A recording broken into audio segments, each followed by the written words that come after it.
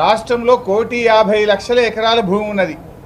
మీరు చెప్పిన ప్రకారంగా ఎకరానికి 15,000 రూపాయలు ఇవ్వాలంటే రైతు భరోసాకే 22,500 కోట్లు కావాలి. రుణమాఫీ ఆ రోజు మీరేం చెప్పారు? డిసెంబర్ 9వ తేదీననే 2 లక్షల రూపాయల రుణమాఫీ చేస్తామని రైతులకు నమ్మించే ప్రయత్నం చేసినారు. డిసెంబర్ 9 బాయ్, జనవరి 9 బాయ్, ఫిబ్రవరి 9 కూడా బాయ్. మరి ఏది రుణమాఫీ?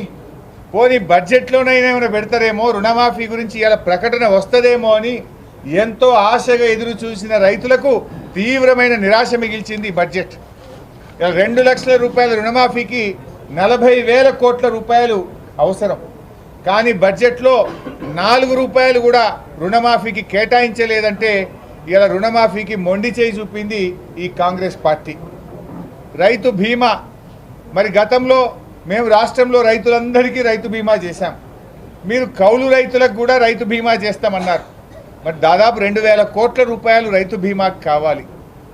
అదేవిధంగా బోనస్, ఒక వడ్లకే కాదు, మీరేం చెప్పినారు మీ మేనిఫెస్టోలో స్పష్టంగా చెప్పినారు. ఇందులో వడ్లకు, మక్కలకు, కందికి, సోయాకు, జొన్నకు, ఈ పంటలన్నిటికీ మీరు కనీస మద్దతు ధరను ప్రకటించారు. మరి ఆ ప్రకారంగా బోనస్ ఇవ్వాలంటే 15,000 కోట్ల రూపాయలు పంటల బోనస్కే అవసరం. అంటే బోనస్ను బోగస్ చేసింది మీరు కాంగ్రెస్ పార్టీ. ఉద్యానవన పంటలు, హార్టికల్చర్ కానీ, డ్రిప్ ఇరిగేషన్ కానీ, స్ప్రింక్లర్ సెట్లు కానీ, ఫార్మ్ మెకనైజేషన్ కానీ, ఇవన్నీ కావాలంటే దాదాపు 82,000 కోట్ల రూపాయలు కావాలి. కానీ బడ్జెట్లో పెట్టింది ఎంత? 19,746. అందులో ఎస్టాబ్లిష్మెంట్ పోతే ఉండేది ఎంత? 16,000 కోట్లు. అవసరం 82,000 కోట్లు. బడ్జెట్లో పొందుపరిచింది 16,000 కోట్లు.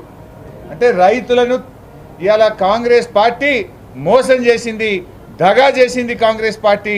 తప్పకుండా కాంగ్రెస్ పార్టీ రేపు రైతుల ఆగ్రహానికి గురిగాక తప్పదు.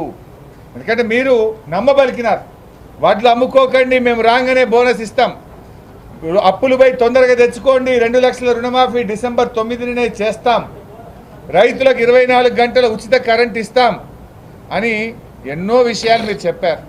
ఈ రాష్ట్రంలో ఇలా బడ్జెట్ బుక్లో కూడా ఇలా బాధ కలిగేది ఏంటంటే వీళ్ళు ఎన్నికల ప్రచారంలో అబద్ధాలు చెప్పారు, నిండు అసెంబ్లీలో కూడా అబద్ధాలు చెప్తున్నారు.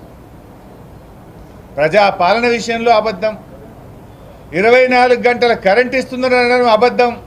రాష్ట్రంలో ఎక్కడైనా రైతులకు 24 గంటల కరెంట్ వస్తుందా? I'm challenging this government. ఏ సబ్స్టేషన్ పోదామో చెప్పండి, లాగ్ బుక్కులు చూద్దాం. మంత్రి గారు వస్తారా, ఉప ముఖ్యమంత్రి గారు వస్తారా, ముఖ్యమంత్రి గారు వస్తారా, రండి. ఎక్కడ కూడా 14-15 గంటలకు మించి కరెంటు రావడం లేదు. కానీ బడ్జెట్ ప్రసంగంలో మేము 24 గంటల కరెంట్ ఇస్తున్నామని చెప్పి చాలా గొప్పగా చెప్పుకునేటువంటి ఒక అబద్ధాన్ని చాలా గొప్పగా చెప్పే ప్రయత్నం చేశారు. అయినా కరెంటు విషయంలో ఇవాళ భట్టి గారి ప్రసంగంలో ఒక మిలీనియం జోక్ వచ్చింది.